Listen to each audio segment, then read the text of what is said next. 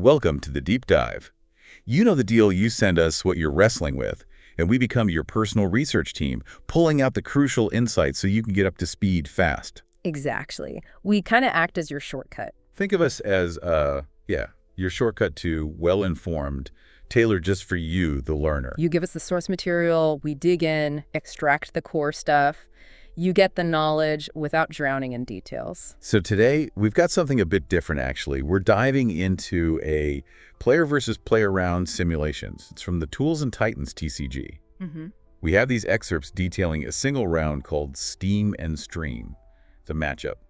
Thermius deck versus the Aquarius deck. Yeah, and what's cool about this, even if you're not deep into TCGs, is it's a great look at strategic thinking under pressure. Under specific limits, really. Right. It's not just a summary of who played what. We're looking at the why, the decision-making process. Exactly. Within a very specific, constrained environment.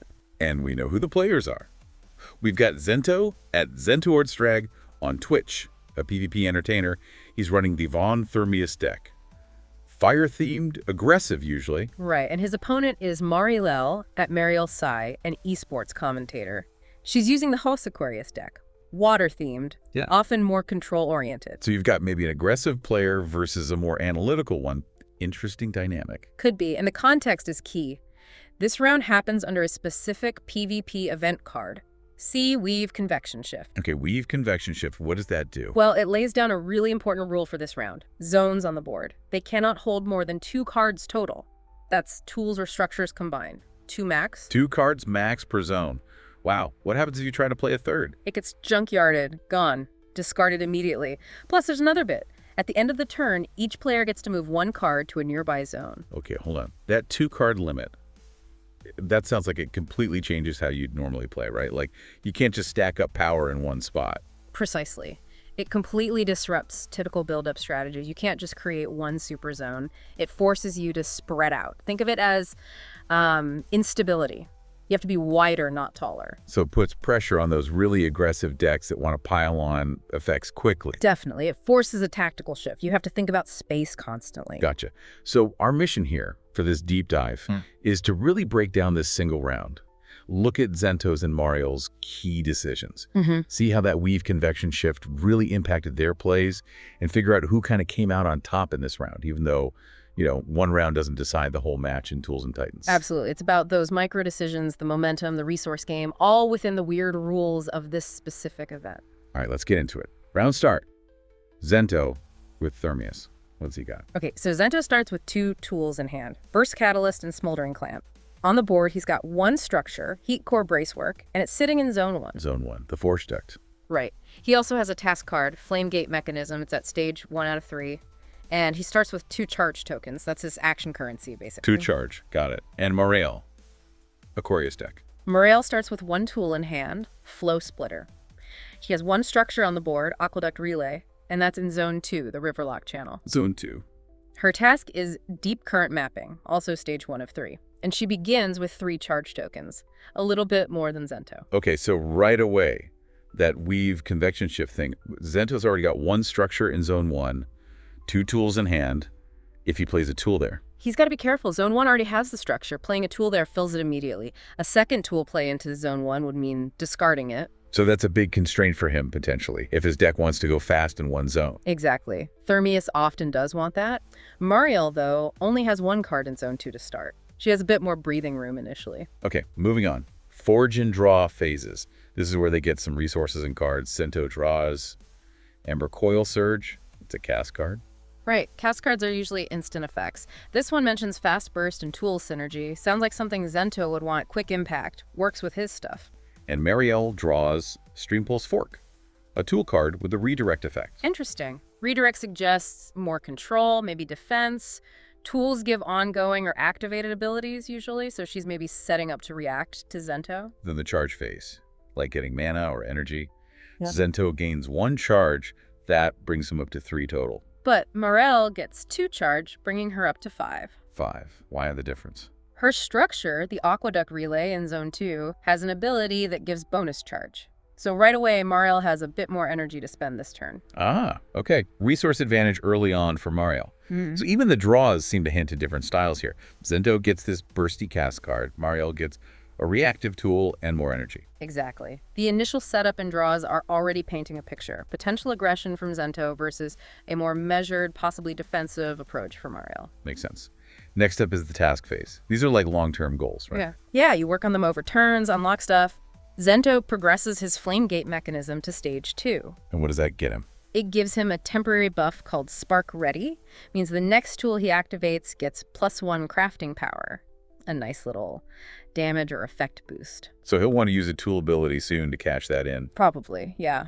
It's a key Thermius mechanic, getting those temporary power spikes. And Marael, her task. She also progresses Deep Current mapping to stage 2. And this is interesting, she gets a trigger effect. Her next Weave card, you know, those powerful spell-like cards? Yeah. Her next one can target any zone on the board, ignores normal targeting rules. Any zone. Wow, that's huge flexibility. She could hit something way across the board if she wanted. Exactly. Major tactical advantage. She can bypass defenses or hit a weak spot anywhere. Okay, things are heating up. Yeah. Or the currents are flowing. Yeah. Action phase now. This is where they spend that charge. Zento goes first. Right. He plays that Ember Coil Surge he drew. Costs him 2 charge, leaves him with 1. He targets both his Tools Burst Catalyst and Smoldering Clamp. What does targeting them do? Ember Coil Surge reactivates them. They get to trigger their abilities again this turn. It also causes some damage effect in Zone 1, where the structure and now both tools effectively are. Double dipping on his tools. Sounds good for him. But wait, Zone 1, he had the structure. He just played Ember Coil Surge, which targeted the 2 tools. Does that mean? Yes. Zone 1 now contains the Heat Core Bracework structure, and functionally, the Burst Catalyst and Smoldering Clamp are active there due to the cast card's effect and their reactivation.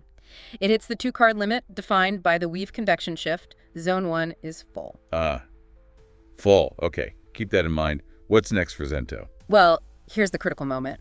He then tries to play a Weave card, Fireline Drift, but where is he playing it? Presumably Zone 1, where his focus is. But you just said Zone 1 is full. Exactly, and the Weave Convection shift rule is brutal. 3rd card into a full zone. Junkyarded, discarded, Fireline Drift is lost. Ouch. He just lost the whole card. That seems like a big mistake. Did he just forget about the event rule?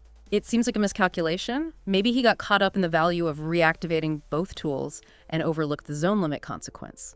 Losing a Weave card like that, yeah, that's a tempo loss. A significant one. Wow. Okay, you can almost feel the air go out of his turn there. Yeah. So Marael's turn in the action phase, what does she do? Marael plays it cooler. First, she plays that tool she drew, Stream Pulse Fork, into Zone 2. Zone 2 already had her Aqueduct Relay structure and the Flow Splitter tool. So now Zone 2 is full as well. Structure plus 2 tools. Well, actually, it's Structure, Aqueduct Relay, plus the first tool, Flow Splitter. Playing the Stream Pulse Fork makes 2 tools plus the structure in Zone 2. Wait, let me recheck the starting state. Yes, she started with Flow Splitter tool and Aqueduct Relay structure in Zone 2. Playing Stream Pulse Fork there makes it structure plus 2 tools. My apologies. So Zone 2 is now full, yes. Tool plus structure. Stream Pulse Fork makes it tool plus structure. Wait, the rule is tools or structure. Let's assume the initial state had one of each for simplicity, as stated. Okay, she plays Stream Pulse Fork into Zone 2, which held Aqueduct Relay structure, and Flow Splitter tool. Okay, so Flow Split must have been in hand initially, not on the board. Let's correct that. Marael starts with Aqueduct Relay structure in Zone 2. Hand. Flow Splitter tool. She draws Stream Pulse Fork. Okay, now it makes sense. She plays Stream Pulse Fork into Zone 2. Zone 2 now has structure plus tool, still space. Then she plays Flow Splitter, maybe. No, the outline says Flow Splitter's ability is used. Let's stick to the original outline's Bohr's state interpretation. Flow Splitter tool and Aqueduct Relay structure were both in Zone 2 at start. That means Zone 2 was full from the start for Marael too. Oh, so both players started with a full zone, effectively. Zento had structure plus 2 tools in hand, potentially going to Zone 1. Marael had structure plus tool already in Zone 2. Okay, let's reread the initial setup description carefully. Marael's starting hand and board state, 1 tool. Flow Splitter, 1 structure. Aqueduct Relay in Zone 2. Apologies, the tool was in her hand, not on the board. Okay, back on track. She has Aqueduct Relay structure in Zone 2, hand, Flow Splitter, draws, Stream Pulse Fork. Okay, now her turn. Plays Stream Pulse Fork tool into Zone 2. Zone 2 now has Aqueduct Relay structure plus Stream Pulse Fork tool. It is now full. Phew, got it. Right. Zone 2 is full after she plays the fork. Yes. Then she uses the ability of Flow Splitter, which must still be in her hand or played this turn. The script says she uses Flow Splitter's ability to redirect. Maybe Flow Splitter was played before the fork, or its ability can be used from hand. Let's assume she played Flow Splitter first, then Stream Pulse Fork, filling the zone. That uses charge, though. Or maybe Flow Splitter's other starting tool and was already there. This part's a bit ambiguous in the source summary, but the effect is clear. She redirects one non-burn effect, setting up defensively. Okay, she sets up a redirect defensive move. What else? Then she plays a Weave card, Ripple Reaction, costs 2 charge, leaves her with 3 charge left, started with 3, gained 2, spent 2. And its effect is perfect for this situation. What's Ripple Reaction do?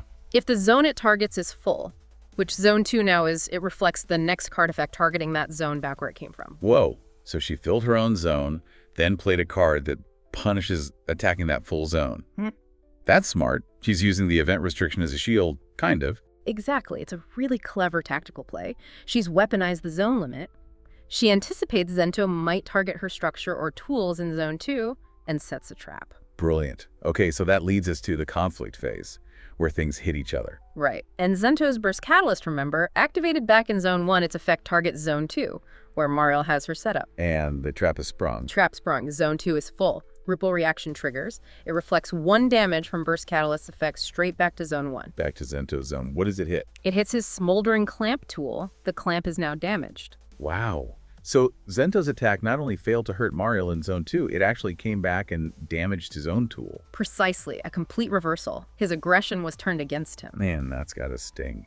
Anything else in conflict? Titan Clash. No, the notes say no Titan Clash this round. Seems like they were both focused on setting up their boards, their tasks, their tools, and structures. Not direct Titan fighting yet. Makes sense for round 1. Okay, end phase. And the second part of that Weave Convection shift kicks in, right? The movement. Yes. End of turn, each player can move 1 card to an adjacent zone. Zento, probably realizing Zone 1 was clogged and 1 tool is damaged. Yeah. He moves the damaged Smoldering Clamp out of Zone 1 and into Zone 3. Ah, okay. Frees up a slot in Zone 1 for next turn, gets the damaged tool out of the way slightly. Smart adjustment. It is. He's adapting after the mistake. Marael, though. What does she do? Keep her fortress intact. She keeps everything in Zone 2, doesn't move anything. She seems happy with her defensive setup, maybe wants to keep Ripple Reaction live for Zone 2. Doubling down on the defense. Okay, so end of round state. Let's quickly summarize. Zento. Zento, task at 23. 1 charge left. Tools. Smoldering Clamp damage in Zone 3. Burst Catalyst in Zone 1. Structure. Heat Core Bracework in Zone 1. Key point. Manage tool. Marael. Task also 23. 1 charge left as well. Tools. Flow Splitter and Stream Pulse Fork, both in Zone 2. Structure. Aqueduct Relay in Zone 2. Key point. Ripple Reactions still potentially active. Strong defense in Zone 2. Right. So the big question, who won the round? It feels pretty clear, doesn't it? Yeah, I think the analysis points strongly towards Marael. The Weave Convection shift was the defining feature, and she played around it beautifully. Zento stumbled. His aggressive style kind of backfired because he didn't respect the zone limit, lost a card, got his own tool damaged. Exactly. The simulation notes suggest he misjudged, maybe pushed too hard, too fast for the conditions. Marael played it calm, calculated, used the environment. She adapted, turned the restriction into a weapon with Ripple Reaction, didn't lose anything, didn't take damage. Yep. Her positioning, defense, the redirection, it all worked perfectly in this round's context. So let's break down the outcome for Zento again. Strengths. He did advance his task to stage 2, got the double tool use with Ember Coil Surge, and he did adjust at the end by moving the clamp. But the mistakes were bigger. Seems so. Playing into the full zone, losing Fireline Drift, taking that reflected damage on a Smoldering Clamp, that hurts. So his end state is kind of weakened. Damaged tool, only 1 charge left. Fewer options, maybe? Potentially, yeah. Limited resources going into the next turn. Now Marael's outcome. Strengths. Advanced her task, too. Mastered the PvP event rules, used Ripple Reaction perfectly, great zone discipline, no discards, kept Zone 2 locked down. Her tactics were spot on for the situation: position, defense, redirection. Absolutely. And her end state, no damage taken, structure shielded, strong board, good zone control, much more solid footing. Okay. So, verdict for round 1 winner. It's got to be Marael playing Aquarius. Her tactical play, exploiting the event card, deflecting Zento's aggression. It gave her a clear advantage in this specific round. Yeah, it definitely feels like she outplayed him this round. But like you said, and the simulation notes reiterate, 1 round isn't the whole game in Tools and Titans. Not at all, but momentum is a thing, right? And resources. Marael definitely gained momentum, and Zento lost some resources and tempo. True. And Zento is close on his task, stage 2 of 3, 1 more step to ignite Ascension. If he draws well next turn, maybe he can recover fast. Absolutely possible. Thermius decks can explode quickly. He definitely has comeback potential. But he's up against Marael's established defense now. She didn't really lose anything, kept her resources intact mostly. Right. She's in a good position to consolidate her advantage. It sets up an interesting dynamic for the next round. It really does. So thinking about this whole round, this deep dive, it makes you wonder, what really makes the difference in a game like this? Is it that raw offensive power Zento tried for? Or is it the more careful, calculated defense Marael showed? That adaptability. Yeah, adapting to curveballs like that weave convection shift seems crucial. So, for everyone listening, based on this round, what do you think is key? Offense, defense, or adaptation? What move would you have made differently in Zento's spot? Or Marael's? Good questions to chew on. Really gets you thinking about strategy beyond just the cards themselves.